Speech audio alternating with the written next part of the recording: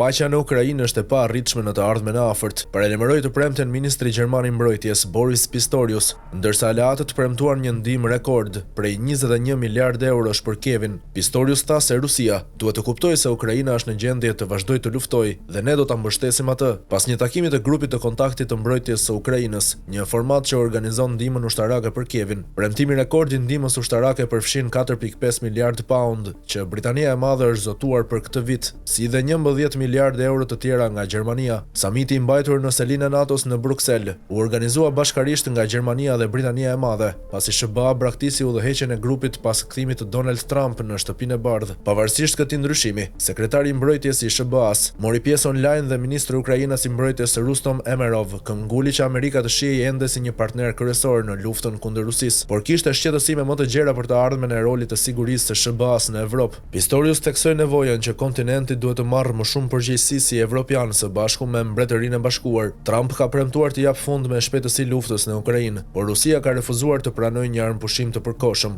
Në vend të kësaj do vazhdoj të sulmojë Ukrainën, duke nisur një ofensivë më të madhe pranverore. Administrata Trump, duke dërguar të premten në Moskë të dërguarin e posaçëm të SBA, Stevie Witkoff, raportoi media shtetërore ruse. Nuk është ende e qartë nëse ai do të takohet me liderin rus Vladimir Putin. Umerov tha se Trump dëshiron një armëpushim dhe sa i shpreson të dëgjojë një përditësim mbi takimin së shpejti. Sekretari i mbrojtjes i Mbretërisë së Bashkuar, John Haley, akuzoi Putinin se vazhdon të zvarritet dhe të vonojë negociatat që janë propozuar nga SBA dhe të rëna dakord nga Ukraina. Një muaj më parë, Putin tha se donte paqe, por forcat e tij vazhdojnë të qellojnë mbi Ukrainën. Objektivat ushtarak dhe civil njësoj, shtoi Haley. Sekretari britanik i mbrojtjes ju përgjigj gjithashtu ankesave për mungesë qartësie mbi planet për t'i ofruar siguri Ukrainës në rast të ndonjë armëpushimi nga një grup tjetër aleatësh minus SBA, i ashtu quajturi koalicioni të gatshmëve, i cili u mblodh në Bruksel të njëjtën Haley u tha aleatëve për përpjekjet e tyre paqëruajtëse, që do të përqendrohen në sigurimin e mbështetjes ajrore dhe detare, duke ruajtur paqen në tokë me fokus në ndihmën e forcave të vet Ukrainës, në një ndryshim nga biseda për dërgimin e trupave toksor nga vendet evropiane për të kontrolluar paqen. Mbretëria e Bashkuar më herët dha detaje të mbështetjes me vlerë 450 milion pound për Ukrainën, rreth 350 milion pound nga të cilat do të sigurohen nga Britania me financim shtesë nga Norvegjia